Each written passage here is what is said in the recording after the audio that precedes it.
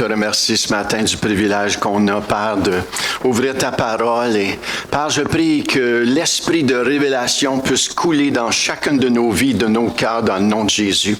Seigneur, sans toi, on ne peut pas comprendre ce livre. On ne peut pas marcher selon tout ce que tu commandes dans ce livre par notre propre force, Seigneur. On veut bien, mais on n'est pas capable, Père, sans ton Esprit Saint. Donc, Père, on invite ton Saint-Esprit au milieu de nous aider à ouvrir notre intelligence, à ouvrir nos cœurs et découvrir les merveilles de qui tu es dans ta parole, Seigneur. Donc, Père, au nom de Jésus, je prends autorité contre toute chose qui voudrait distraire cette atmosphère. Nous lions maintenant au nom de Jésus et que, Père, nous délions l'esprit de vérité au milieu de nous, même l'esprit de vérité au milieu de Maniwaki, Seigneur, et tout ce que tu désires faire, Seigneur. Nous prions, Père, que la religion soit brisée au milieu de Maniwaki au nom de Jésus et que, Seigneur, tu amènes Réma, Seigneur, et que les gens davantage puissent comprendre et connaître la personne de Jésus-Christ et que les gens puissent dire Jésus est réellement vivant et c'est lui que nous servons. Donc, Père, merci, Seigneur, que les meilleurs jours de Maniwaki ne sont pas en arrière de nous, mais sont en avant de nous, Seigneur Dieu de gloire. Donc, Père, nous prions, Seigneur, de l'Est, de l'Ouest, du Nord et du Sud. Même, Père, dans nos familles, Père, je prie pour des révélations de ce Noël, Seigneur, que dans nos familles, que les gens puissent découvrir cette personne que nous appelons Jésus-Christ, Seigneur. Donc, Père, fais-le, Seigneur, au milieu de nous, Père Dieu de gloire. Et rends-nous, Seigneur, disponibles, Seigneur, par la présence de ton Saint-Esprit, comme ton fidèle serviteur Ananias l'a été, Seigneur. Lorsque l'apôtre Paul, le Saul de Tarse, Seigneur, tu l'as averti, tu lui as dit, Saul de Tarse s'en vient vers toi, et sois un fidèle compagnon et un fidèle, prie pour lui, dirige-le. Donc, Seigneur, nous voulons être fidèles comme Ananias l'a été, Seigneur, durant ce temps, Père de Noël, Père Dieu de gloire. Donc, Père, je prie une grande grâce sur chacun d'entre nous. Ce matin, nous prions dans le nom de Jésus. Amen. Amen. Alléluia. Ce matin, je veux parler de la persévérance. La persévérance. Vous savez, c'est un ingrédient très, très, très important. Vous savez, l'ennemi n'a pas de difficulté avec un petit peu de louange. L'ennemi n'a pas de difficulté avec un petit peu de chrétienté. Tu sais, on va à l'église, on fait une petite affaire, mais il y a beaucoup de difficultés avec la persévérance. Quelqu'un qui est persévérant. Vous savez, le roi Darius, le roi qui a été obligé de mettre Daniel dans la fosse de lion. Et à un moment donné, il ne voulait pas le mettre dans la fosse de lion, mais il a fait un décret que c'est lui qui a fait le décret, donc il doit suivre le décret, que tous ceux qui font des choses, puis ne suivent pas ce qu'il dit, ils vont être emprisonnés. Et ce qui est arrivé à Daniel, c'est qu'ils l'ont mis dans la fosse au lion. Et le roi Darius, il a dit ceci à Daniel. Il dit, je prie que le Dieu que tu sers avec persévérance puisse te délivrer. Alléluia. Et Darius, ce roi-là, a réalisé Daniel servait ce Dieu avec persévérance. Est-ce que vous servez ce Dieu avec persévérance ce matin? Alléluia. Dans les hauts comme dans les moins bons temps, dans le rejet comme dans la persécution, le servir avec persévérance. Donc, ce matin, on va regarder sur la persévérance. Vous connaissez un petit peu l'histoire du bambou. Un petit peu l'histoire du bambou. J'ai déjà mentionné cela. Un arbre qui s'appelle le bambou. Si on sème une graine de bambou dans un terrain propice, donc une bonne terre, un terrain propice, il faut s'armer de patience. Tourne-toi vers quelqu'un et dis, t'es bien mieux de t'armer de patience si tu sèmes une graine de bambou. Et en effet, la première année, il ne se passe absolument rien. Aucune tige sort du sol, pas même la petite pousse. La deuxième année, non plus. La troisième, rien du tout. La quatrième, rien, pas en tout. Qui aurait dit, chenoute-toi. Mais c'est alors que la cinquième année que le bambou pointe enfin le bout de sa tige hors de terre, mais il va alors pousser de 12 mètres en une seule année. Ça, c'est 39,37 pieds en dedans d'une année. Que s'est-il passé? La raison est simple. Durant 5 ans, alors que rien ne poussait en surface, le bambou développe de prodigieuses racines dans le sol et le moment venu, il est en mesure de grand. Il pousse très, très, très rapidement. Tout le monde dit, Seigneur, donne-moi une poussée comme ça. Donne-moi une poussée comme ça. Le mot grec dans le Nouveau Testament pour persévérance, c'est le mot upomone. Upomone. Et ce mot-là apparaît 32 fois dans le Nouveau Testament. Et ça veut dire ceci, le trait caractéristique d'un homme qui ne dévie pas de son but délibéré et de sa loyauté à la foi et la piété malgré les plus grandes épreuves et souffrances. C'est un homme patient, constant, tout le monde dit constant, dans son attente, une patience qui endure, qui est ferme et persévérante. Des mots pour définir, d'autres mots pour nous aider vraiment à définir c'est quoi la persévérance. C'est un mot persister, demeurer ferme, être constant, être résolu. Il y a un synonyme de persévérant et le mot tenace. Tenace. C'est une personne qui adhère fortement à quelque chose qui est difficile à enlever.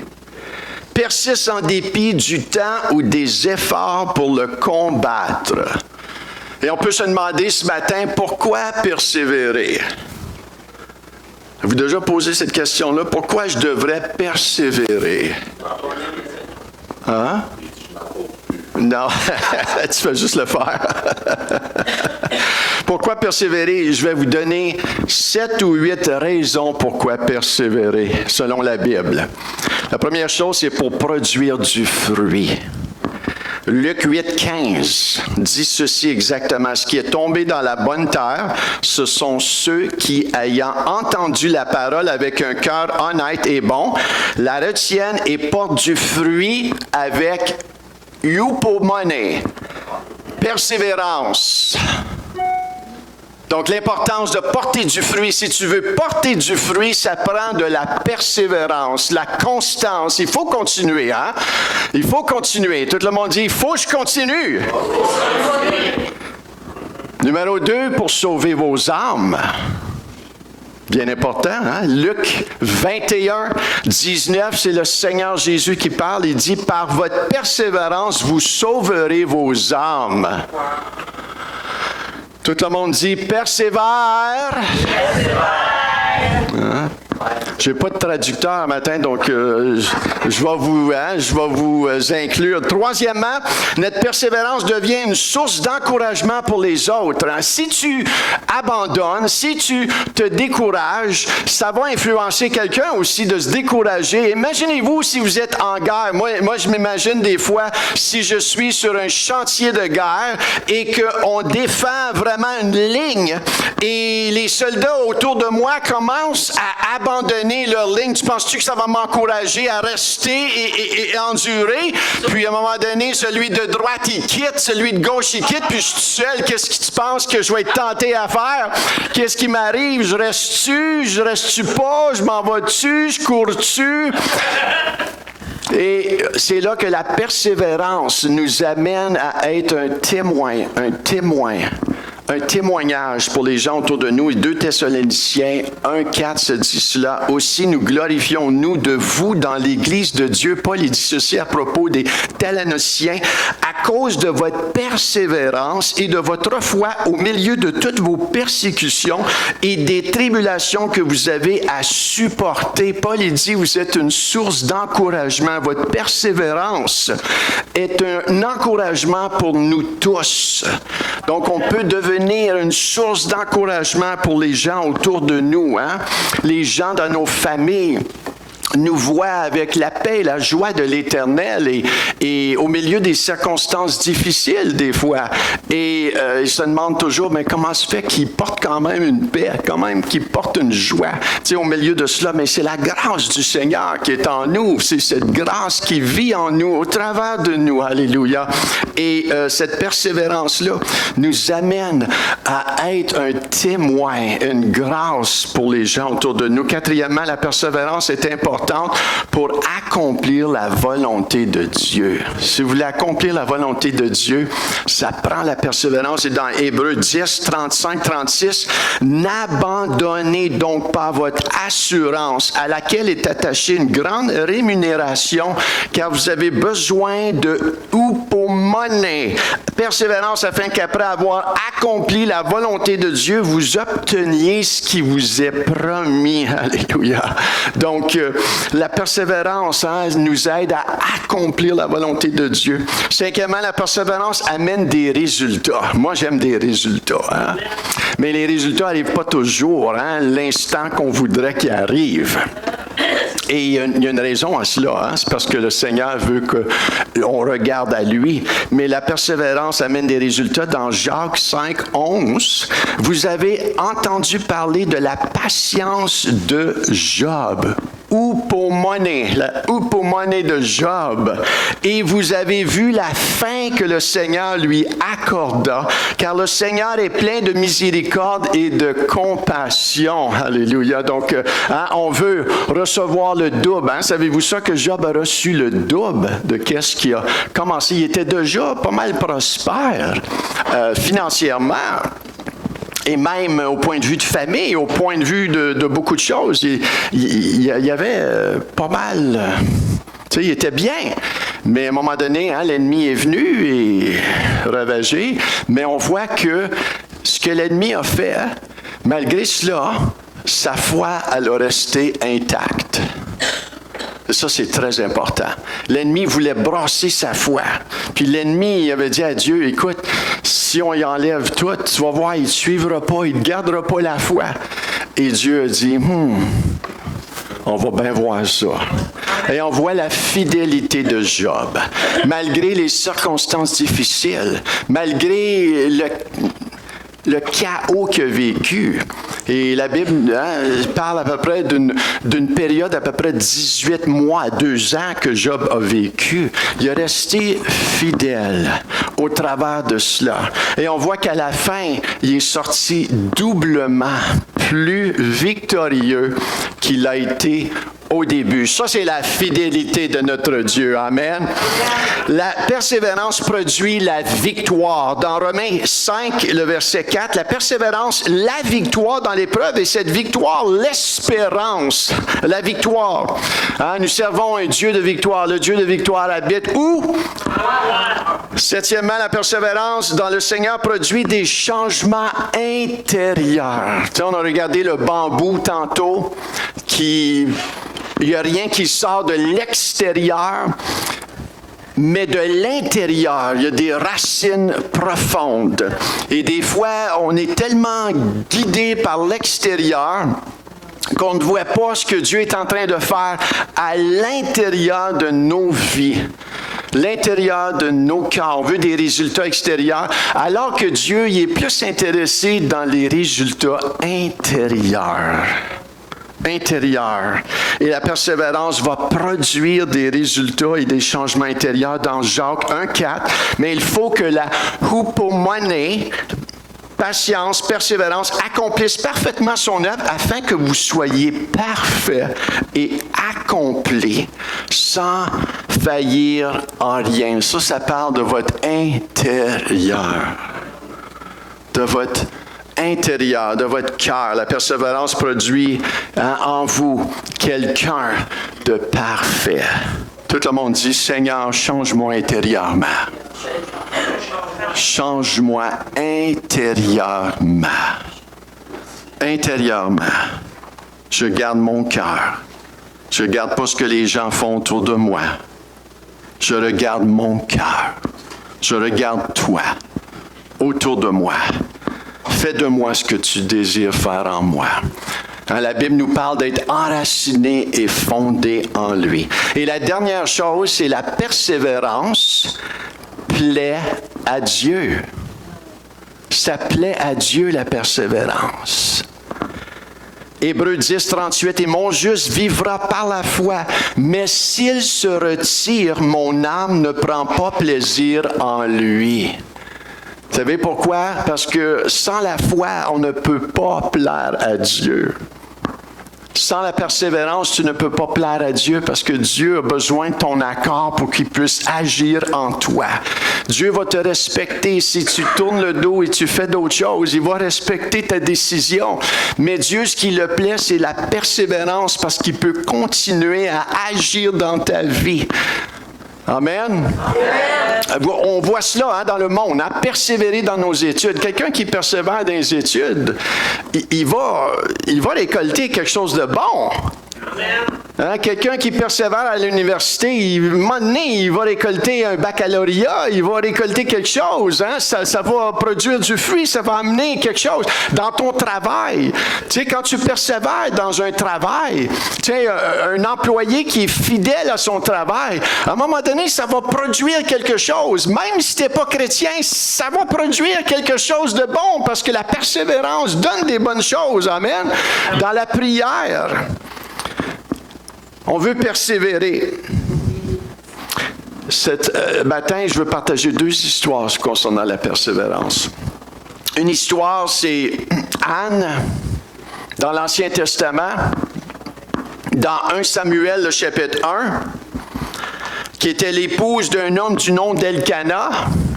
Qui connaît Anne un petit peu dans l'Ancien Testament? C'est la mère de qui? Pas Rachel. La mère de qui, Anne? Samuel. Amen. Et Elkana, c'était un homme, la Bible nous dit, qui craignait Dieu. Donc, c'était un homme de Dieu. Et Elkana, il avait 2 épouses. Donc, dans l'Ancien Testament, des fois, il y avait plusieurs épouses, mais on est dans le Nouveau Testament. Pense pas que tu peux avoir 2 épouses, OK? Parce qu'on va t'imposer les mains, OK? Et ces 2 épouses-là, c'était Pénina et Anne. Pénina avait des enfants, elle. Donc, son rival, avait des enfants, mais non pas Anne. Et Pénina, ce qu'elle faisait, elle, c'est qu'elle mortifiait ou blessait Anne constamment concernant que Dieu l'avait rendue stérile. En d'autres mots, Dieu te maudit à toi. Et on sait que c'est pas le cas parce que vous allez voir pourquoi. Et dans ces temps-là, on sait qu'avoir des enfants, c'était quelque chose d'important, surtout un fils. Pour produire, pour amener un héritage. Et toute femme qui était stérile, c'était comme si tu étais maudit de Dieu. Donc, Anne, elle voulait un mari, pas un mari, mais un fils pour son mari, pour l'honorer. C'était un signe de la bénédiction du Seigneur. Maintenant, Anne aurait pu juste s'en foutre et dire, écoute, c'est pas si grave, là. T'sais, elle aurait pu dire ça. Même son mari, il a dit à un moment donné, est-ce que je ne vaux pas plus que 10 fils? Puis, je pense pas que c'était le cas parce qu'elle voulait quand même un fils. Donc, mais on voit que Elkana, pour lui, écoute, tu sais, t'es une bonne épouse. Et on sait que Elkana l'aimait. Mais pour Anne, c'était important, tu sais, d'avoir un fils. Et on sait que dans la Bible, c'est bien important.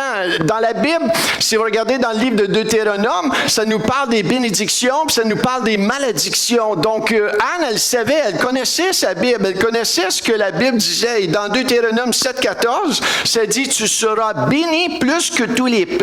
Il n'y aura chez toi ni homme, ni femme stérile, ni bête stérile parmi les troupeaux. Donc, on voit que c'est clair ici, que la bénédiction, c'était une femme d'enfanter des enfants. Puis si on regarde dans Deutéronome 28,4, 28,4, ça dit, le fruit de tes entrailles, le fruit de ton sol, le fruit de tes troupeaux, les portées de ton gros et de ton menu bétail, toutes ces choses seront bénies. Donc, on voit, pour elle, c'était important, cette promesse-là. Elle connaissait la promesse de Dieu. Elle ne voulait pas accepter rien d'autre que cela. Elle aurait mieux mourir que rester stérile.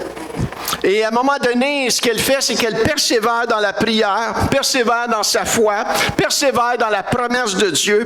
Et dans 1 Samuel 1,10, ce qu'elle fait, c'est l'amertume dans l'âme. Elle pria l'Éternel et versa des pleurs. Elle demanda à l'Éternel pour un fils. Donc, à un moment donné, elle s'est dit, écoute, il faut que ça arrive dans ma vie, là. Donc, elle a persévéré. Tout le monde dit persévérer. Et au verset 12, elle resta longtemps en prière devant l'Éternel. Elle prie tellement avec intensité qu'Élie, le souverain sacrificateur, pensait qu'elle était ivre.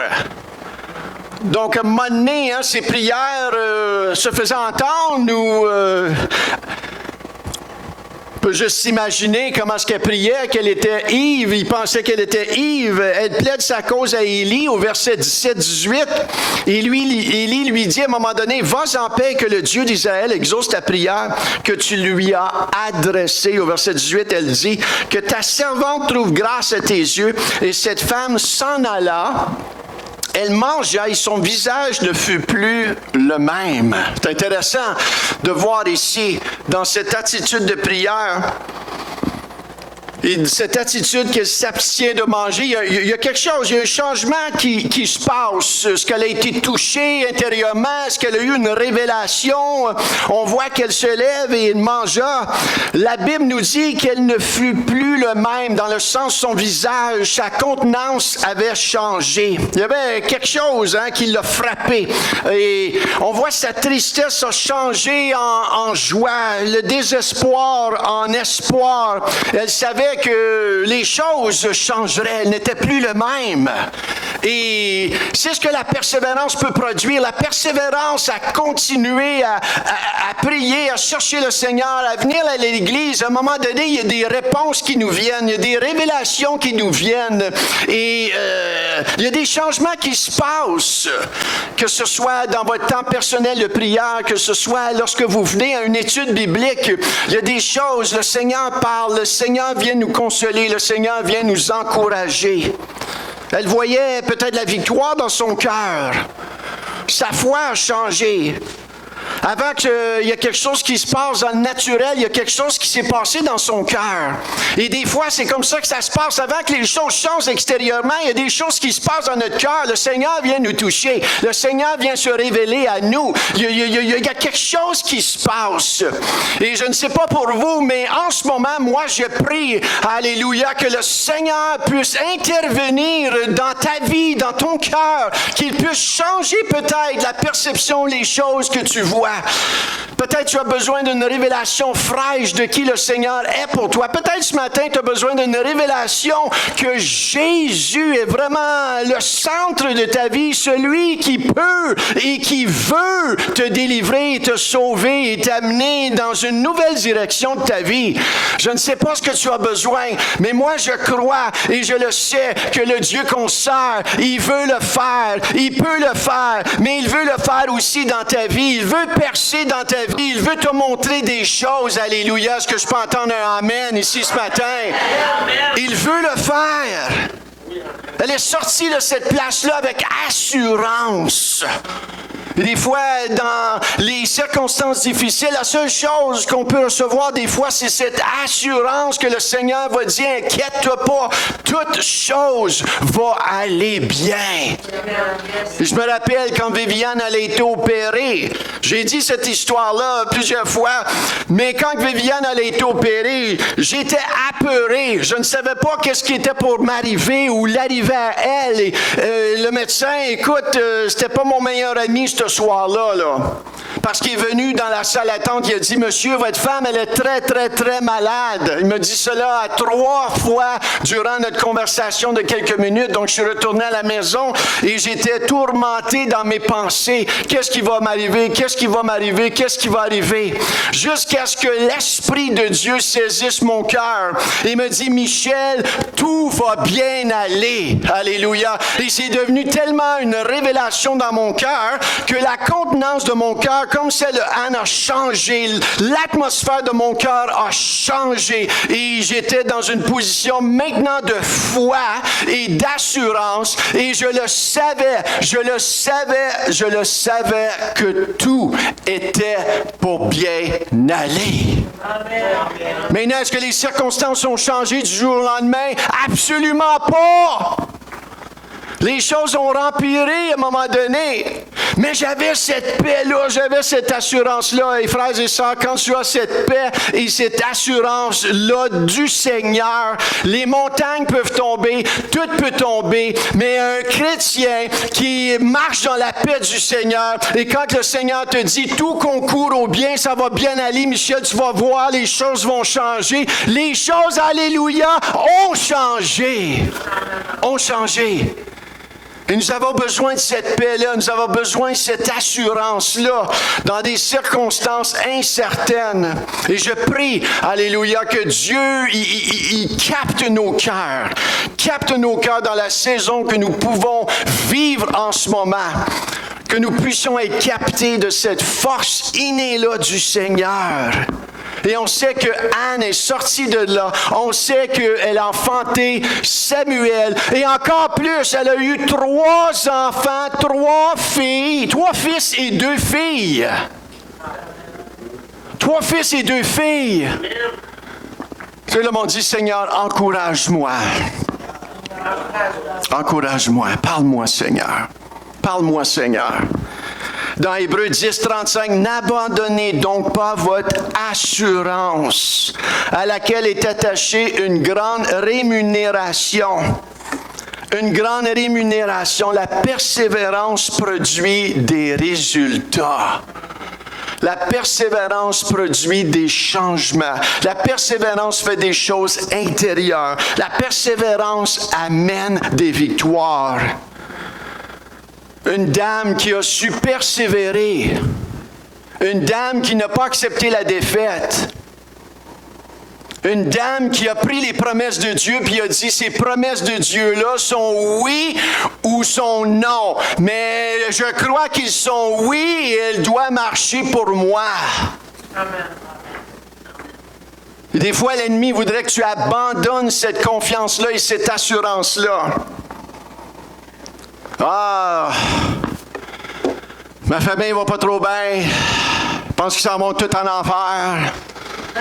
Je prie plus pour eux autres.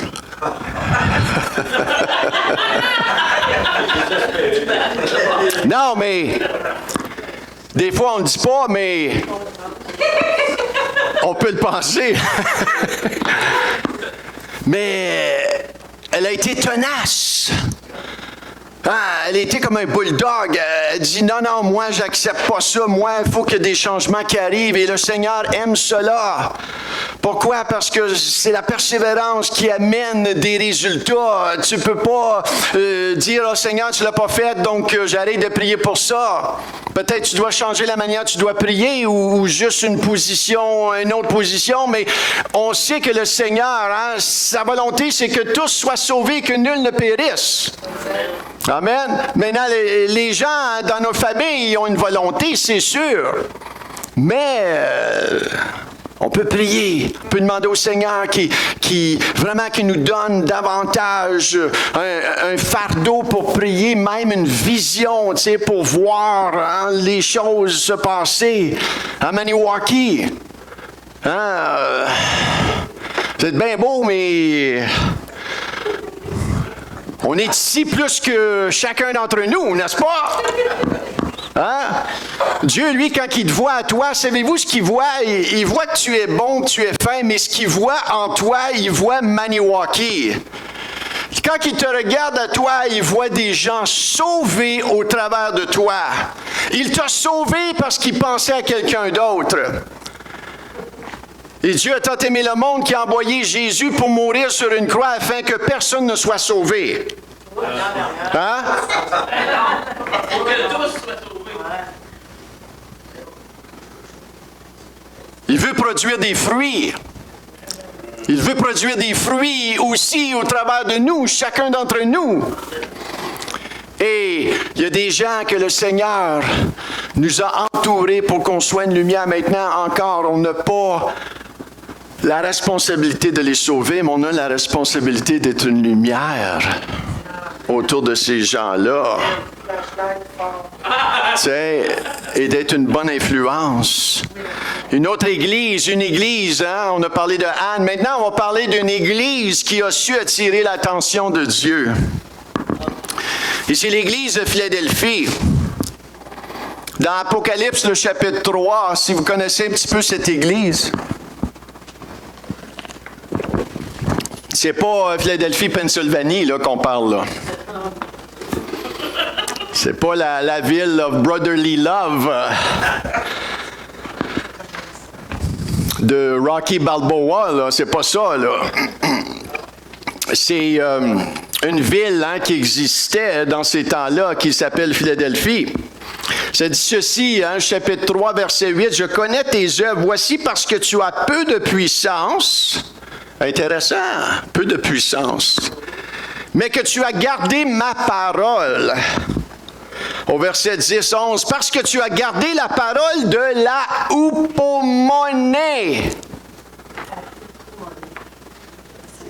De la persévérance. Tu as gardé la parole de la persévérance en moi. Je te garderai aussi à l'heure de la tentation qui va venir sur le monde entier pour éprouver les habitants de la terre. Je viens bientôt.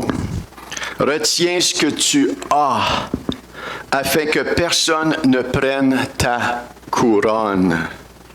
On parle ici d'une église qui a su persévérer en Jésus-Christ dans leur foi, malgré les épreuves. Ils lui ont été fidèles, malgré les persécutions. Ils n'ont pas servi d'autres idoles. C'est un chrétien qui est complètement vendu à lui, qui recherche une vie chrétienne sainte et pure, mise à part pour lui. Et j'aime Hébreux 12, 1. Nous donc aussi, puisque nous sommes environnés d'une si grande nuée de témoins, rejetons tout fardeau et le péché qui nous enveloppe si facilement et courons avec ce mot encore grec, persévérance dans la carrière qui nous est ouverte.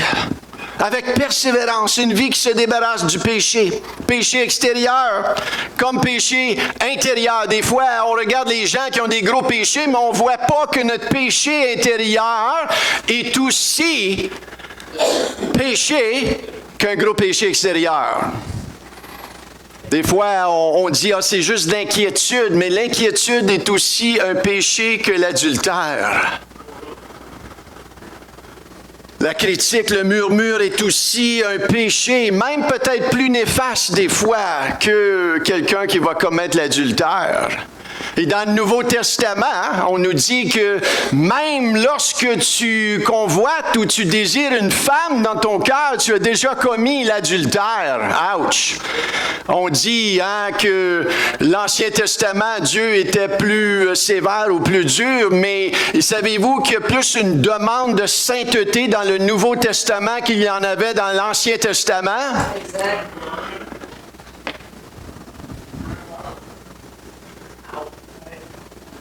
Pourquoi? Parce que le Saint-Esprit est dans la personne du chrétien. Donc, la sainteté devrait être plus évidente aujourd'hui dans l'Église que l'Ancien Testament. Devrait. Mais on sait qu'il n'y a pas de gros, de petits péchés. Des fois, on peut juger quelqu'un, on regarde les nouvelles, regardons ça là encore, là, c'est il est pécheur, là, regarde-moi là encore, là. On fait ça, mais on ne réalise pas comment est-ce que nous avons été sauvés par la grâce de Dieu, la miséricorde de Dieu. Et je vais vous dire ceci, un chrétien qui est facilement en train de juger et avoir une pensée religieuse et pharisienne, c'est quelqu'un qui n'a jamais été sauvé, ou soit qui est tellement loin de la grâce et la miséricorde de Dieu qu'il a oublié comment est-ce que lui a été pardonné d'un grand péché.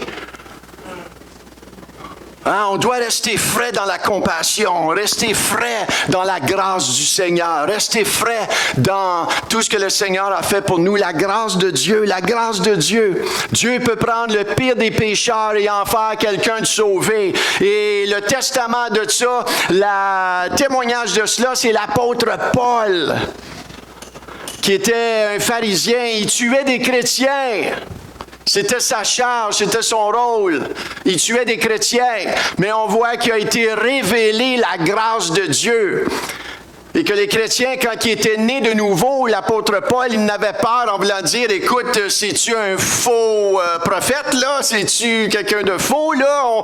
Il fait-tu confiance, là? Puis on voit que le Seigneur a parlé à Ananias, clairement, qu'il est utile pour mon service. Donc, frères et sœurs, avant que tu parles contre quelqu'un, avant que tu juges quelqu'un, rappelle-toi combien tu as été pardonné. Et tu n'es pas meilleur que qui que ce soit. Embarque pas dans ce piège-là de l'ennemi où ce que tu commences à te voir plus spécial ou plus spirituel que quelqu'un d'autre. Demeurons humbles dans les mains du Seigneur. Et que la personne que tu vois, le pire pécheur, peut devenir le prochain Saul de Tarse. Saul de Tarse, au milieu de toi. Donc le péché, la persévérance nous amène à se débarrasser de tout ce qui n'est pas de Dieu, tout ce qui déplaît à Dieu. L'Église de Philadelphie a gardé la parole de la persévérance, a gardé son intégrité envers le Seigneur. Et la parole nous dit que Dieu l'a aussi gardé du jugement qui va venir sur la terre. C'est l'Église fidèle, ça, l'enlèvement.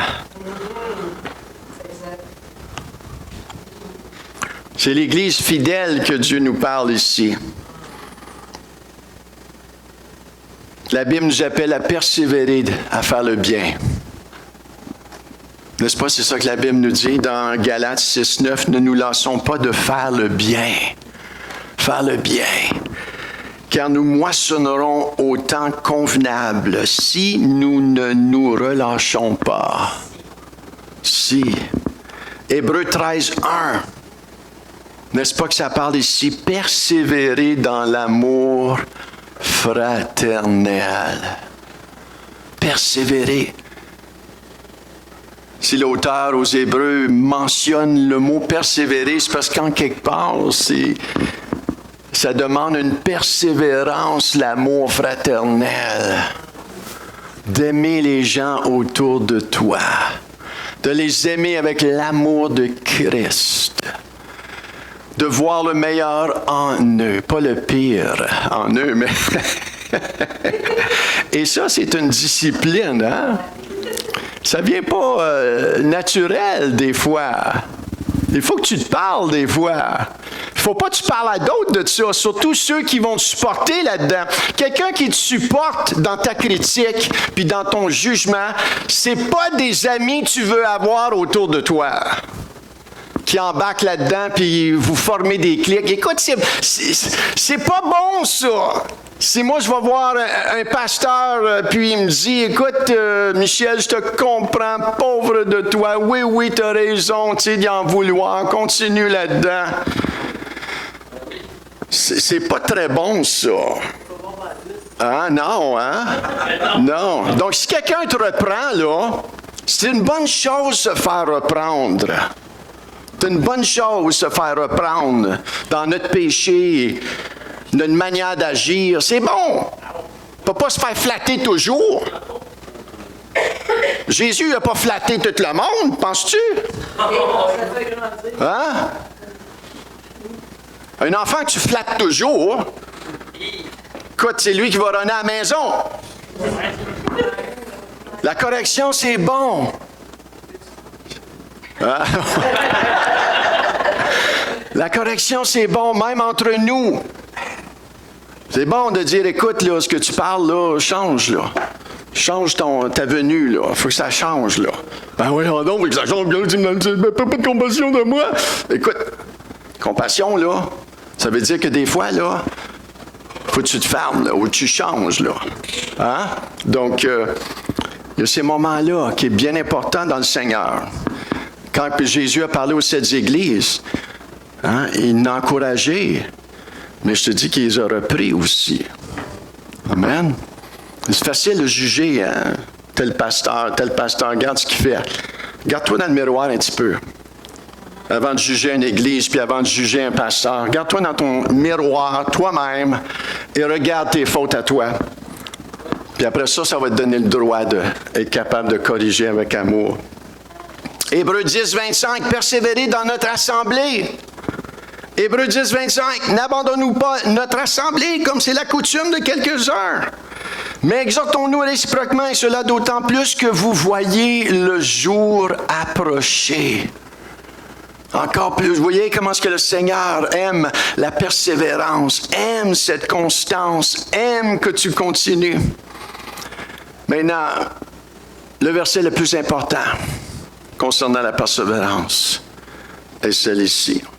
Parce que savais-tu ça que tu ne peux pas persévérer par toi-même? Je peux parler de persévérance puis te dire persévère, persévère, persévère, persévère.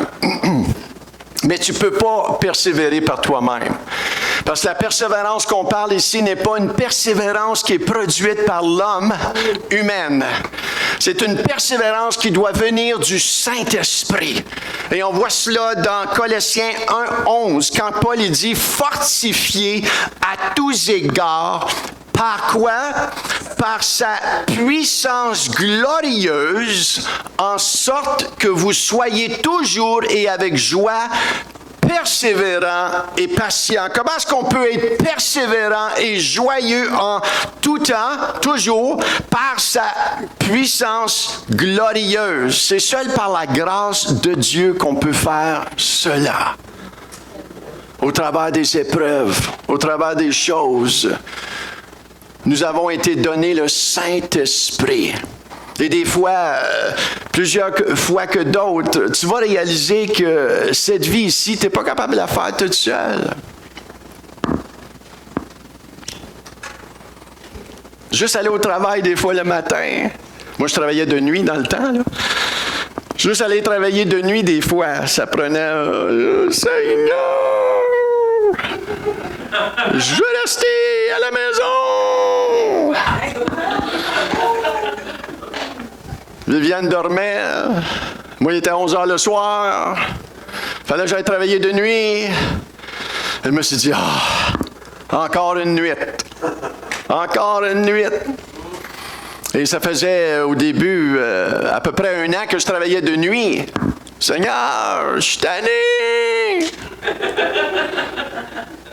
Et le Seigneur me donnait sa grâce pour cette nuit-là, me donnait sa grâce. Et à un moment donné, il a fallu qu'il change mon cœur parce que je n'aurais pas duré là longtemps, mais je suis demeuré là quand même 10 ans. Seigneur, la job de jour est où? Et j'appliquais, je faisais ma foi, je semais des curriculum vitae, et à un moment donné, j'avais des entrevues, puis je me disais, je pense que je l'ai ce job-là, puis je l'ai pas eu. Mais pendant ce temps-là, le Seigneur il est en train de faire un travail à l'intérieur de Michel, alléluia. Il répondait à ma prière, savez-vous? Ouais. C'était pas une job de jour, mais c'était la force intérieure d'un croyant. Il me formait intérieurement. Il formait Michel à l'intérieur pour qu'il parvienne à venir à ne rien faillir intérieurement. Vous savez, tu peux gagner tout le monde, mais perdre ton âme. Tu peux gagner toute la réputation des gens autour de toi, mais perdre ton âme. Et à un moment donné, comme chrétien, Dieu va t'amener à mourir même ta réputation avec tes amis.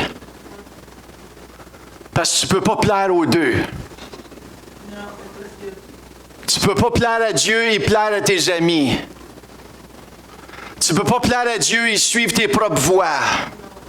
Tu ne peux pas dire, Seigneur, je vais te suivre, mais ça, il faut que je le garde. Avec le Seigneur, c'est tout ou rien. Mais quand tu lui donnes tout, il va te redonner encore mieux de ce que tu avais. Il va te donner des amis qui sont fidèles. Et moi, quand j'ai accepté le Seigneur, j'ai perdu mes amis. Parce que mes amis, ils voulaient continuer à partyer. Hein? C'est comme shake your booty le vendredi soir, puis let's go, là. Mais je ne pouvais pas shake your booty puis suivre le Seigneur. Parce qu'à un moment donné, tu vas lâcher le Seigneur. Pourquoi? Parce que le Seigneur, c'est un Dieu de tout ou rien. Mais quand tu lui donnes tout, il va te donner tout. Mais si tu lui donnes la moitié, il ne peut pas se donner à moitié. C'est comme une femme qui va dire oui, tu peux me marier, mais tu peux avoir d'autres maîtresses aussi. Elle va te dire à un moment donné, park-toi, ou non, c'est la route, ou c'est l'highway, ou c'est Bernadette, ou c'est moi. Parce qu'avec le Seigneur, c'est tout ou rien. Tout ou rien. Et cette décision-là, c'est seul toi, tu peux la prendre, cette décision-là. Il n'y a personne d'autre qui peut prendre cette décision-là pour toi. Mais quand tu prends cette décision-là, la lumière du Seigneur va resplendir au travers de toi. Et oui, tu vas perdre des affaires, c'est normal. Tu vas perdre des amis, oui, c'est normal. Tu vas perdre ta popularité, oui. Parce que ça fait partie de la vie chrétienne. Le Seigneur est en train de faire un travail en toi et en dehors de toi. Seigneur, il y a plus pour toi. Il y a plus pour toi. Cette grâce, le Saint-Esprit est là pour t'encourager, t'allumer, te révéler des circonstances que tu ne vois pas. Il est là pour t'encourager dans ces circonstances-là. Il est là pour t'enseigner, te révéler. Et la fameuse phrase « je suis pas capable » peut être une bonne phrase. Peut être une bonne phrase si elle est suivie d'un cœur repentant. Je suis plus capable, je suis pas capable, je suis plus capable, je suis pas capable. Mais si ça s'arrête là, ça va pourrir dans l'œuf. Mais si tu dis, je suis plus capable, mais Seigneur, toi, dans mon pas capable, tu es capable de faire quelque chose avec ma vie. Et pour quelqu'un qui se dit, je suis plus capable, je peux pas continuer comme ça.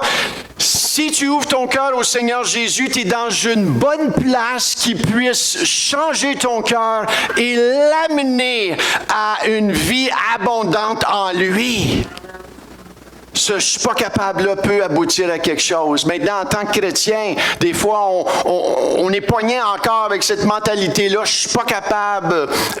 Je ne suis pas capable. Je ne suis pas capable. » Et ça, c'est une bonne place à être rendu des fois. Mais si tu t'arrêtes là, tu lis les mains de Dieu à agir dans ta vie. Et c'est sûr que dans des circonstances, il y a des circonstances difficiles où on dit, Seigneur, je suis plus capable, mais Seigneur, viens toi faire quelque chose là-dedans. Viens me supporter, viens m'encourager. Et il y a des moments qu'on doit en venir à ça aussi. Seigneur, encourage-moi, Seigneur, prends-moi dans tes bras, Seigneur, je suis plus capable, aide-moi.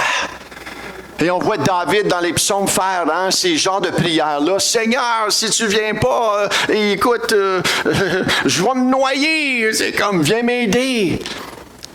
Mais on voit la foi et la grâce du Seigneur qui nous est déposée.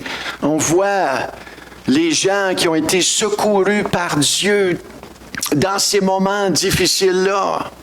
On les voit partout dans la Bible et ce matin.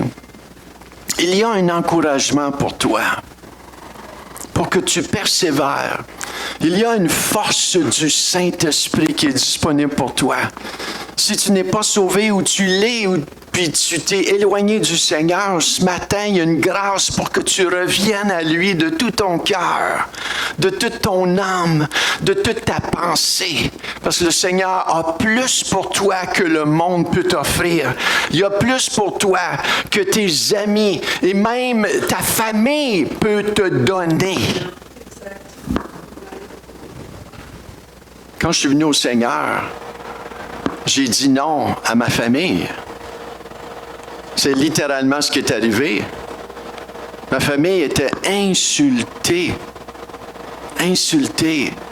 que j'ose suivre quelque chose d'autre que d'être catholique. Ils étaient insultés. Et c'est moi qui ai dû tenir ferme et dire, il y a quelque chose qui s'est passé dans ma vie. Comment puis-je ne pas continuer à suivre le Seigneur? Et j'ai tenu bon. Le Seigneur a amené des amis. J'ai rencontré Viviane pas longtemps après et le Seigneur m'a bien entouré. Mais il y a une décision à un moment donné où ce que j'ai dû prendre pour suivre le Seigneur de tout mon cœur. Et cette décision-là vous appartient. Ce matin, si tu n'es pas prête à prendre cette décision-là, prends-la pas. Prends-la pas parce que la personne à côté de toi veut que tu la prennes. Prends-la parce que toi, tu es prêt à prendre cette décision-là de cœur. Maintenant, je ne suis pas capable, dans d'autres circonstances, peut être une bénédiction aussi. Le peuple d'Israël, ils ont resté dans « je ne suis pas capable », puis ils se sont rebellés contre Dieu. S'ils seraient tournés vers Dieu dans leur découragement, le Seigneur les aurait encouragés. Donc ce matin, nous allons prier pour que Dieu t'encourage, Dieu te fortifie, Dieu se révèle à toi. Dieu te donne à tous les jours cette joie et cette force. Parce que des fois, la manière qu'on vainque une circonstance, c'est un jour à la fois, avec la grâce que Dieu me donne aujourd'hui. Donc, est-ce qu'on peut se lever?